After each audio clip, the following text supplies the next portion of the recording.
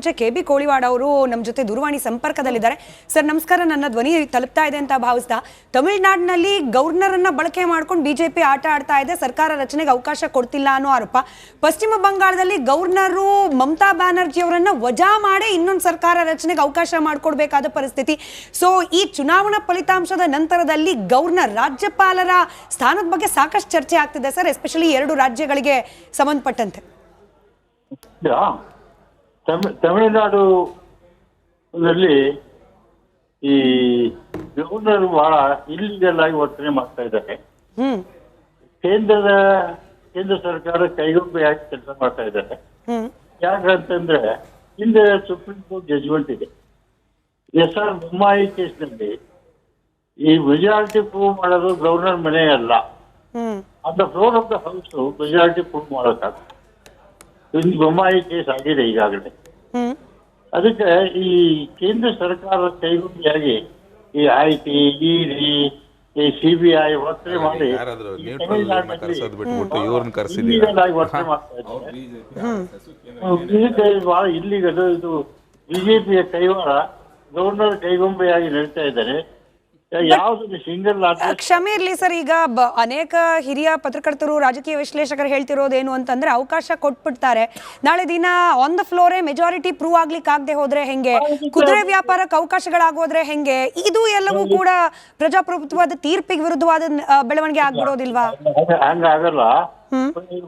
ಈಗ ಅವ್ರು ಪರ್ಮಿಷನ್ ಕೊಟ್ರೆ they will form the government. If they fail on the floor of the house, the government will go, another chance will go to the another party who comes forward. ಸರಿ, ಪಶ್ಚಿಮ ಬಂಗಾಳದ governor ಅನಿವಾರ್ಯ ಪರಿಸ್ಥಿತಿ, ಅದ್ರ ಬಗ್ಗೆನೂ quick reaction ಬೇಕು sir. Mamata Banerjee ಅವರು resign ಮಾಡಲ್ಲ ಅಂದಾಗ ವಜಾ ಮಾಡು. ಚೀಫ್ ಮಿನಿಸ್ಟರ್ಗೆ ಗವರ್ನರ್ ಡಿಸ್ಮಿಸ್ ಮಾಡಬಹುದು. Governor has got power to dismiss the ex chief minister and allow the majority party to form the government. ಸರಿ ಸರಿ sir, thank you so much. Republic ಕನ್ನಡದ ಜೊತೆ ಮಾತನಾಡಿದ್ದಕ್ಕೆ. ಮೋಹನ್ ವಿಶ್ವ ಅವರೇ, ಬದಲಾ ಬೇಡ ನಮಗೆ ಅಂತ ಹೇಳಿದ್ರು ಪ್ರಧಾನಿ ಮೋದಿ ಅವರು. ಅದ ಕೆಲವೇ ಕ್ಷಣಗಳಲ್ಲಿ we saw the visuals from West Bengal. BJP ಅವರು ಹೋಗಿದ್ದು, TMC ಕಚೇರಿಗಳನ್ನು ಧ್ವಂಸ ಮಾಡಿದ್ದು, ಚೇರ್ ಮುರಿದಿದ್ದು, ಟೇಬಲ್ ಮುರಿದಿದ್ದು, ಹೊಡೆದಿದ್ದು, ಬೀದಿಲಿ ಎಳ್ಕೊಂಡ್ಬಂದಿದ್ದು, ಮುಖಕ್ಕೆ ಬಣ್ಣ ಹಚ್ಚಿದ್ದು, what not. I agree, Suvendu ಅಧಿಕಾರಿ ಅವರ PA ಮರ್ಡರ್ ಆಗಿದ್ದು ಇದೆಲ್ಲದಕ್ಕಿಂತ ಘೋರ ಅಪರಾಧ. ಬಟ್ ಸ್ಟಿಲ್ ಬಿಜೆಪಿ ಏನು ಕೈ ಕಟ್ಕೊಂಡು ಕೂತಂಗೆ ಕಾಣ್ತಾ ಇಲ್ಲ ನೋಡಿ. ಫಸ್ಟ್ ಆಫ್ ಆಲ್ ಆ ಥರ ಏನಾದರೂ ಆಗಿದ್ರೆ, ಅದರಲ್ಲಿ ಯಾರಾದರೂ ನಮ್ಮವರಿದ್ರೆ ನಾವು ಅದನ್ನು ಯಾವತ್ತೂ ಸಪೋರ್ಟ್ ಮಾಡಲ್ಲ. We are very clear. ಅದನ್ನು ಕುತ್ಕೊಂಡು ಇಲ್ಲಿ ಡಿಫೆಂಡ್ ಮಾಡ್ಕೊಳ್ಳೋದೆಲ್ಲ ಇಲ್ಲ, ಗೊತ್ತಾಯ್ತಲ್ಲ. ಮುಂದಿನ ದಿನಗಳಲ್ಲಿ ಮಾಹಿತಿ ಬರುತ್ತೆ, ಯಾರಿದ್ರು ಕ್ರಮ ಕೈಗೊಳ್ತಾರೆ. ಸ್ವತಃ ಅಲ್ಲಿನ ರಾಜ್ಯ ಅಧ್ಯಕ್ಷರೇ ಹೇಳಿದ್ದಾರೆ, ಆ ಥರ ಯಾರಾದರೂ ಮಾಡಿದರೆ ತಪ್ಪು ಅಂತ ಹೇಳಿ, ನಮ್ಮ ಪಕ್ಷದ ರಾಜ್ಯ ಅಧ್ಯಕ್ಷರು. ಅದ್ರಲ್ಲಿ ಸೆಕೆಂಡ್ ಥಾಟೇ ಇಲ್ಲ. ಬಟ್ ಈ ಸೀರೀಸ್ ಆಫ್ ಇವೆಂಟ್ಸ್ನ ನೋಡಿ ಸ್ಮಿತಾ, ನೀವು ಫಸ್ಟ್ ಏನು ಮಾಡ್ತಾರೆ ಅಂತ ಹೇಳಿದ್ರೆ, ಇದೇ ಮಮತಾ ಬ್ಯಾನರ್ಜಿ ಒಂದು ಸ್ಟೇಟ್ಮೆಂಟ್ ಕೊಡ್ತಾರೆ ಎಲೆಕ್ಷನ್ ತುಂಬ ಹತ್ರ ಇರುವಾಗ. ಪಶ್ಚಿಮ ಬಂಗಾಳದಲ್ಲಿರುವಂಥ ಅಲ್ಪಸಂಖ್ಯಾತರು ನಾನು 1 ಸೆಕೆಂಡ್ ಸುಮ್ಮನೆ ಇರಿ ಅಂತ ಹೇಳಿದ್ರೆ ಸಾಕು, ನಿಮ್ಮನ್ನೆಲ್ಲ ಮುಗಿಸ್ಬಿಡ್ತಾರೆ, ಆದ್ರಿಂದ ನೀವು ಯಾರು ಬಿಜೆಪಿಗೆ ವೋಟ್ ಹಾಕ್ಬೇಡಿ ಅಂತ ಹೇಳಿ ಫಸ್ಟ್ ಟ್ರಿಗರ್ ಮಾಡ್ತಾರೆ ವೈಲೆನ್ಸು. ಅವ್ರಿಗೆ ಏನಾಗಬೇಕಾಗಿತ್ತು, ಚುನಾವಣೆಯಲ್ಲಿ ಸೋಲಿನ ವಾಸನೆ ಬಂದಿತ್ತು, ಜಗಳ ಆಗಬೇಕಾಗಿತ್ತು. ಬಟ್ ಆಗೋದಿಲ್ಲ. ಇದೇ ಎಲೆಕ್ಷನ್ ಕಮಿಷನ್ ಡೆಪ್ಯೂಟ್ ಮಾಡಿದಂಥ CRPF ಪರ್ಸನಲ್ಸ್ ಅಷ್ಟು ಕ್ಲೀನ್ ಆಗಿ ಶಾಂತಿಯುತವಾಗಿ ಎಲೆಕ್ಷನ್ ನಡೆಸ್ತಾರೆ. ನೆಕ್ಸ್ಟ್ ಅದು ಫೇಲ್ಯೂರ್ ಆದಾಗ ಎರಡನೇದು ಏನ್ ಮಾಡ್ತಾರೆ, ಚುನಾವಣೆ ಆದ ನಂತರ ಏನ್ ಮಾಡ್ತಾರೆ, ನೆಕ್ಸ್ಟ್ ಬೆಂಕಿ ಹಚ್ಚೋ ಕೆಲಸ ಮಾಡ್ತಾರೆ. CRPF ಅವ್ರು ನನಗೆ ಹೊಡೆದ್ರು, ಎಳೆದಾಡಿದ್ರು, ತಳ್ಳಾಡಿದ್ರು, ಬೆನ್ ಮೇಲೆ ಗುದ್ದಿದ್ರು ಅಂತ ಹೇಳ್ಬಿಟ್ಟು. ಸೊ ಅದನ್ನ ನೋಡ್ಕೊಂಡು TMC ಗೂಂಡಾಗಳು ಒಂದು ವೈಲೆನ್ಸ್ ಕ್ರಿಯೇಟ್ ಮಾಡ್ಲಿ, ಜಗಳ ಆಗ್ಲಿ ಅಂತ ಹೇಳ್ಬಿಟ್ಟು ಅಲ್ಲೊಂದು ಬೆಂಕಿ ಹಚ್ತಾರೆ. ಅಲ್ಲೂ ಆಗಲ್ಲ, ಅಲ್ಲೂ ಕಂಟ್ರೋಲ್ ಆಗುತ್ತೆ. ಅದಾದ ನಂತರ ಚುನಾವಣೆ ಸೋತ ನಂತರ ರಿಸಲ್ಟ್ ಬಂದ ತಕ್ಷಣ ಏನ್ ಮಾಡ್ತಾರೆ, 100 ಕ್ಷೇತ್ರಗಳಲ್ಲಿ ಕಳ್ತನ ಆಗೋಗ್ಬಿಟ್ಟಿದೆ, ನಾವೇ ಗೆದ್ದಿರೋದು, ಬಲವಂತವಾಗಿ ಇದು ಮಾಡ್ತಾ ಇದ್ರೆ, ನಾನು ರಿಸೈನ್ ಮಾಡಲ್ಲ, ನನಗೆ ಜನರಲ್ ಮ್ಯಾಂಡೇಟ್ ಸಿಕ್ಕಿದೆ ಅಂತ ಹೇಳಿ ಮತ್ತೊಮ್ಮೆ ವೈಲೆನ್ಸ್ ಟ್ರಿಗರ್ ಮಾಡ್ತಾರೆ. ಸೊ ಈ ರೀತಿಯಾಗಿ ಸೀರೀಸ್ ಆಗಿ ಬ್ಯಾಕ್ ಟು ಬ್ಯಾಕ್ ಅವರೇ ಟ್ರಿಗರ್ ಮಾಡೋದು ವೈಲೆನ್ಸ್. ಜೊತೆಗೆ ಇನ್ನೊಂದು ಹೇಳ್ಬೇಕು ಅಂದ್ರೆ ಪ್ರಾಕ್ಟಿಕಲ್ ಆಗಿ, ಅಲ್ಲಿ ನಿಮ್ಗೆ 24 ಪರಗಣ ಅಂತ ಹೇಳ್ಬಿಟ್ಟು ಒಂದಷ್ಟು ಕಾನ್ಸ್ಟಿಟ್ಯೂನ್ಸಿಗಳಿದಾವೆ ಕಲ್ಕತ್ತಾ ಇಂದ ಸ್ವಲ್ಪ ಮೇಲ್ಗಡೆ. ಅಲ್ಲಿ ಏನಾಗುತ್ತೆ, TMC ನಲ್ಲಿ ಒಂದು ಪದ್ಧತಿ ಇದೆ, ಆಯ್ತಾ. ನಿಮ್ಗೆ ಅಲ್ಲಿ ಹಣ ಅಲ್ಲಿ ಪಕ್ಷದಲ್ಲಿ ಇವ್ರಿಗೆ ಅಂತ ಕೊಟ್ಟಾಗ ಅಲ್ಲಿ ಬಳಸ್ಕೊಳ್ಳೋದಕ್ಕೆ ಅವ್ರ ಕಾರ್ಯಕರ್ತರು ಬೂತ್ ಅವರೆಲ್ಲಾನು ಅದನ್ನ ಶೇರ್ ಮಾಡ್ಕೊಳ್ಳುವಂತ ವಿಚಾರದಲ್ಲಿ ಒಳ ಜಗಳ ಆಗುತ್ತೆ. ಅವ್ರವ್ರಿಗೇನೆ ಒಳ ಜಗಳ ಆಗ್ಬಿಟ್ಟು 2 ಕ್ಷೇತ್ರದಲ್ಲಿ ದೊಡ್ಡ ಮಟ್ಟದ ಗಲಾಟೆ ಆಗುತ್ತೆ. ಆ ಗಲಾಟೆಯನ್ನ ಎತ್ಕೊಂಡ್ಬಂದು ಎಲ್ಲಾ ಕಡೆನೂ ಬಿಜೆಪಿ ಅವ್ರು ಮಾಡಿಸಿದ್ರು ಅಂತ ಸುಳ್ಳು ಹೇಳುವಂತ ಒಂದು ಪ್ರಕ್ರಿಯೆ ಶುರುವಾಗುತ್ತೆ, ಗೊತ್ತಾಯ್ತಲ್ವಾ. ಈ ರೀತಿಯಾಗಿ ಅವರು ವೈಲೆನ್ಸ್ ನ ಇನ್ಸ್ಟಿಗೇಟ್ ಮಾಡಿ ಕೊನೆಗೆ ಕೈಲಾಗದೆ ಇನ್ನ ನಾವು ಯಾರನ್ನ ಟಾರ್ಗೆಟ್ ಮಾಡಬೇಕು, ಫೈನಲಿ ಯಾರು ಸುವೇಂದು ಅಧಿಕಾರಿ ಅವ್ರನ್ನೇ ಟಾರ್ಗೆಟ್ ಮಾಡಬೇಕು ಅಂತ ಹೇಳಿ ಕೊನೆಗೆ ಅವರ ಹತ್ಯೆಯ ಸಂಚು ನಡೆಯುತ್ತೆ ನಿನ್ನೆ. ಬದಲಾವಣೆ ಆ ಮಟ್ಟಕ್ಕೆ ಬದಲಾಗುತ್ತೆ. ಬಿಜೆಪಿ ಸರ್ಕಾರ ಸಮಯ ಇಲ್ಲ ಸರ್, ಅಲ್ಲ, ನಾವು ಸರ್ಕಾರ ರಚನೆ ಮಾಡಿಲ್ಲ, ನಾವು ಸರ್ಕಾರ ರಚನೆ ಮಾಡಿಲ್ಲ. ಪೊಲೀಸ್ ನಮ್ಮ ಕೈಯಲ್ಲಿಲ್ಲ, ಪೊಲೀಸ್ ನಮ್ಮ ಕೈಯಲ್ಲಿಲ್ಲ. ಪೊಲೀಸ್ ಇವತ್ತಿರೋದು ಯಾರ ಕೈಯಲ್ಲಿ? ಎಲೆಕ್ಷನ್ ಕಮಿಷನ್ ಕೈಯಲ್ಲಿ ನಡೆಸ್ತಾ ಇರೋದು ಅವರು. ಗ್ರಾಮ ಪಂಚಾಯತಿ ಕ್ಯಾಂಡಿಡೇಟ್ ಇಲ್ಲ,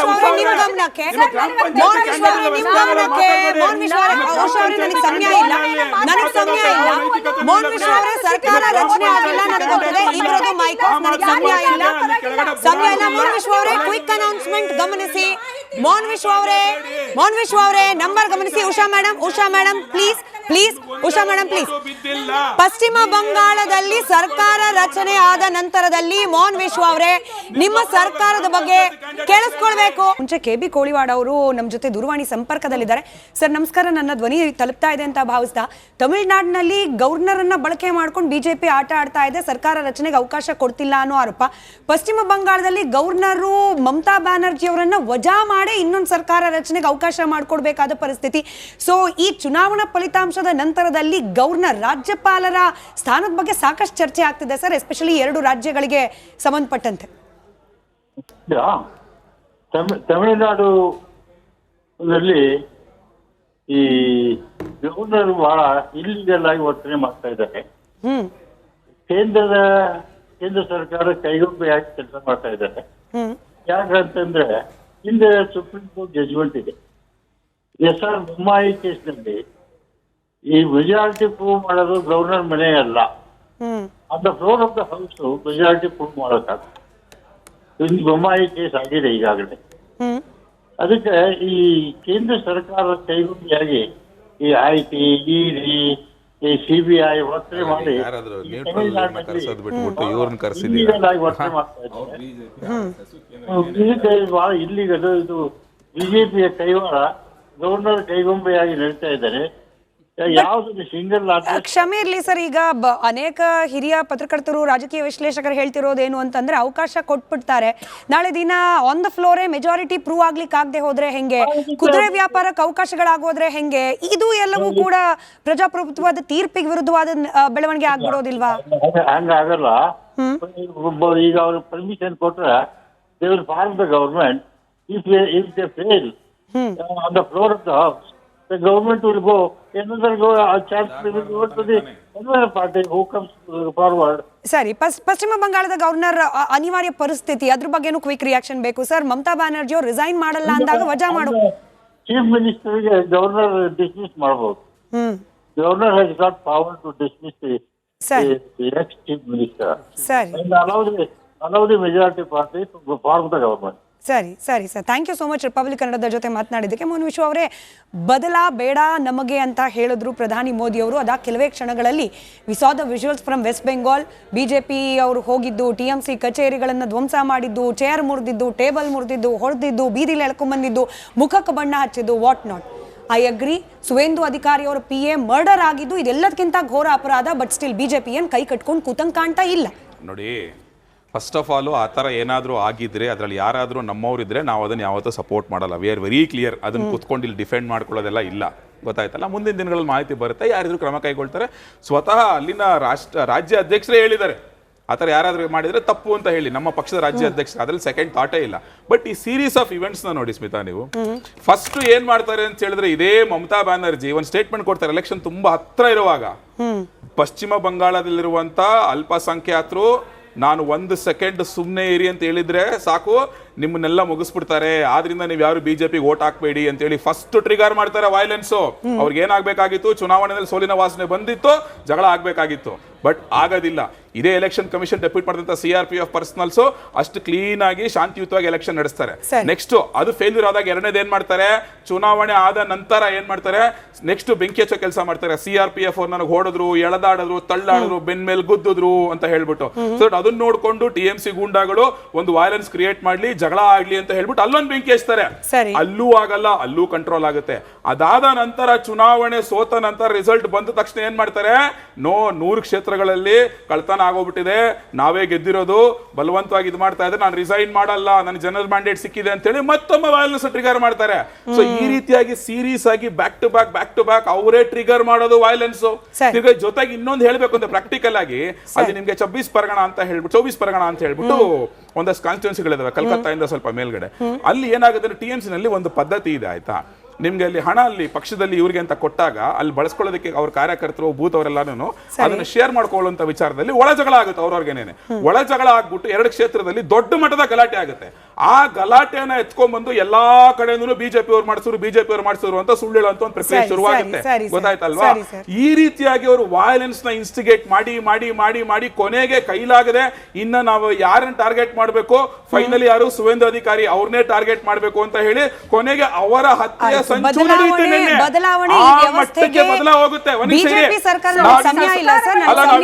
ರಚನೆ ಮಾಡಿಲ್ಲ, ನಾವು ಸರ್ಕಾರ ರಚನೆ ಮಾಡಿಲ್ಲ, ಪೊಲೀಸ್ ನಮ್ಮ ಕೈಯಲ್ಲಿಲ್ಲ, ಪೊಲೀಸ್ ನಮ್ಮ ಕೈಯಲ್ಲಿಲ್ಲ, ಪೊಲೀಸ್ ಇವತ್ತಿರೋದು ಯಾರ ಕೈಯಲ್ಲಿ? ಎಲೆಕ್ಷನ್ ಕಮಿಷನ್ ಕೈಯಲ್ಲಿ ನಡೆಸ್ತಾ ಇರೋದು ಅವರು.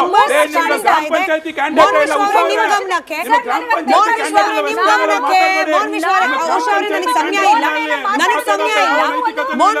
ಸರ್ಕಾರ ರಚನೆ ಆಗಿಲ್ಲ, ಕ್ವಿಕ್ ಅನೌನ್ಸ್ಮೆಂಟ್ ಗಮನಿಸಿ. ಮೋಹನ್ ವಿಶ್ವ ಅವರೇ ನಂಬರ್ ಗಮನಿಸಿ. Usha madam please Usha madam please. ಪಶ್ಚಿಮ ಬಂಗಾಳದಲ್ಲಿ ಸರ್ಕಾರ ರಚನೆ ಆದ ನಂತರದಲ್ಲಿ ಮೋಹನ್ ವಿಶ್ವ ಅವರೇ ನಿಮ್ಮ ಸರ್ಕಾರದ ಬಗ್ಗೆ ಕೇಳಿಸ್ಕೊಳ್ಬೇಕು.